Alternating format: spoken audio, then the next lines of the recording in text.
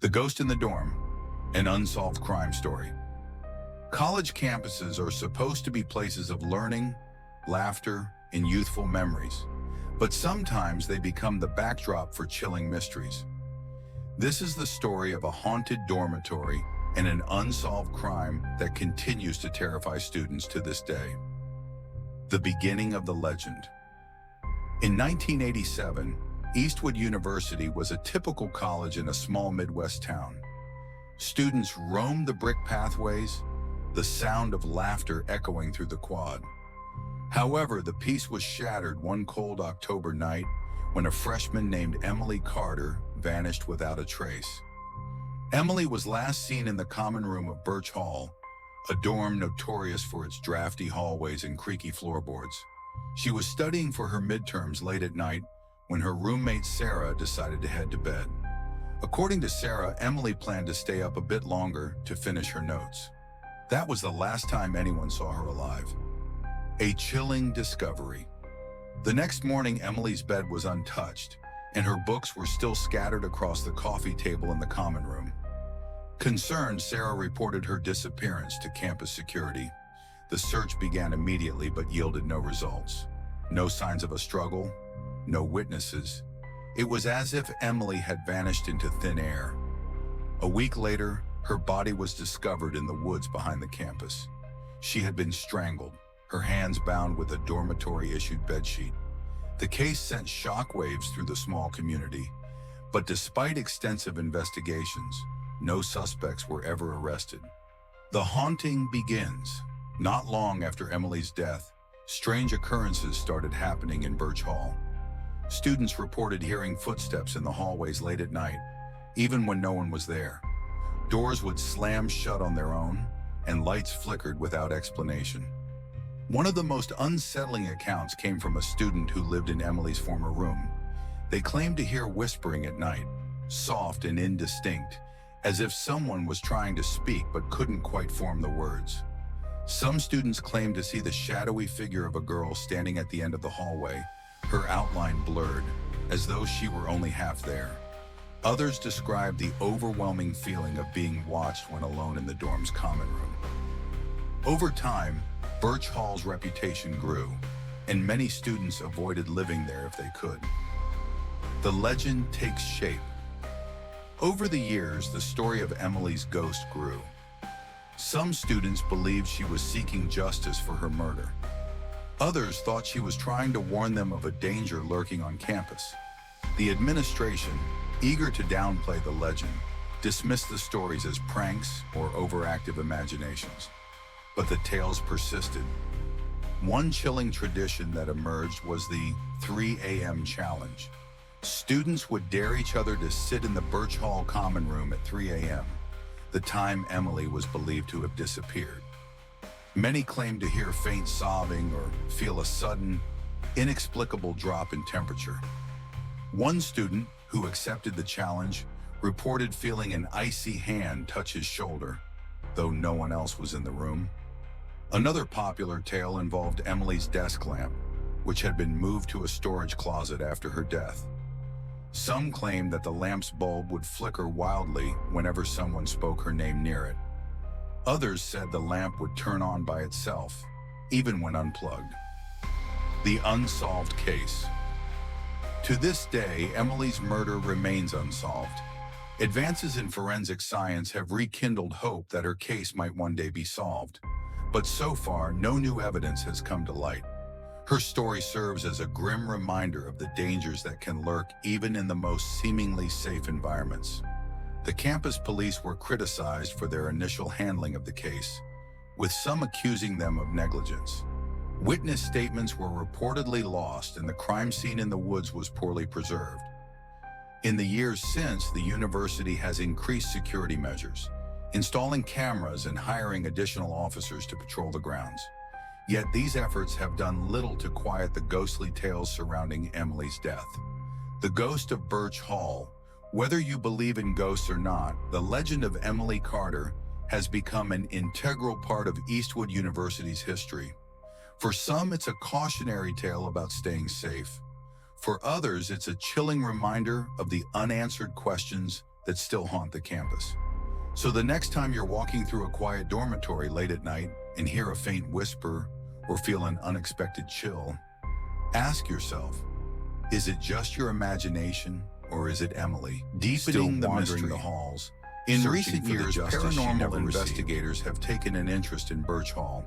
A popular ghost hunting show filmed an episode on campus, bringing new attention to Emily's case. Using EVP, electronic voice phenomenon, equipment, the investigators claimed to capture a faint voice saying, "Help me," and "Why me?"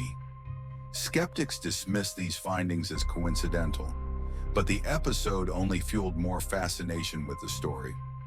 Some former students have shared their own unsettling encounters in online forums.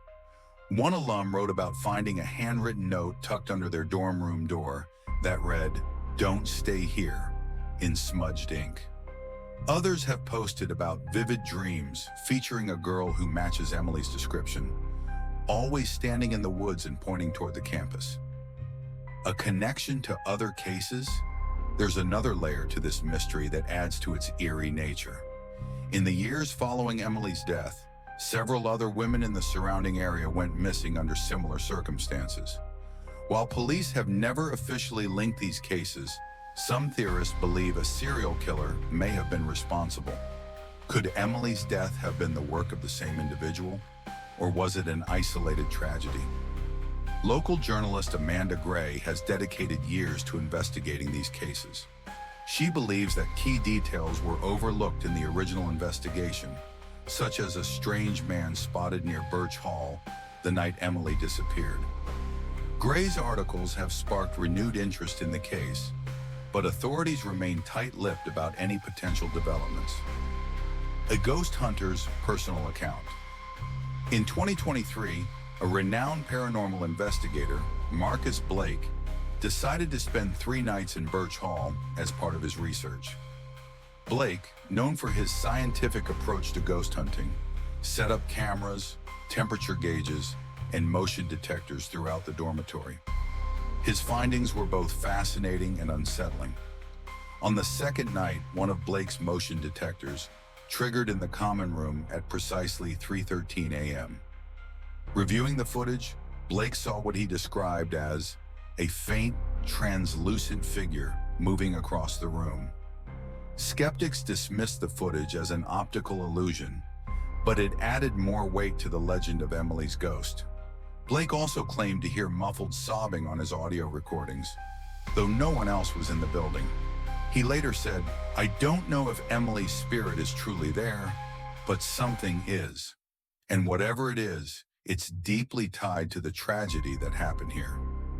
The campus's relationship with the legend. Despite the chilling tales, Eastwood University has embraced its haunted reputation to some extent. Every October, the university hosts a haunted campus tour, with Birch Hall as the main attraction. The tour guides share sanitized versions of Emily's story, carefully avoiding mention of her unsolved murder. Still, the event draws crowds of thrill seekers and paranormal enthusiasts. Some students, however, view the tours as disrespectful. "It's not just a ghost story," one student said in an anonymous interview. "Emily was a real person.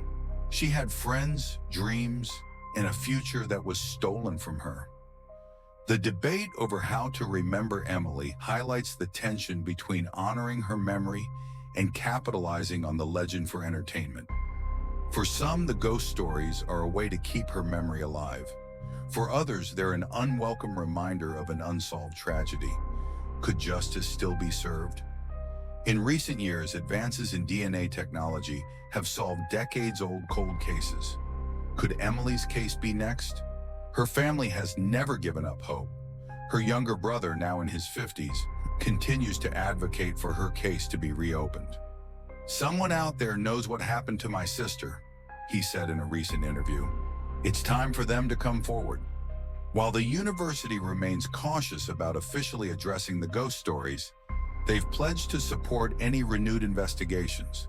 A spokesperson for Eastwood University stated, "We are committed to ensuring the safety of our students and helping authorities in any way we can." Conclusion. The story of Emily Carter is a haunting blend of tragedy, mystery, and the supernatural. Whether you view it as an unsolved crime or a ghost story, one thing is certain: her legacy continues to captivate and terrify.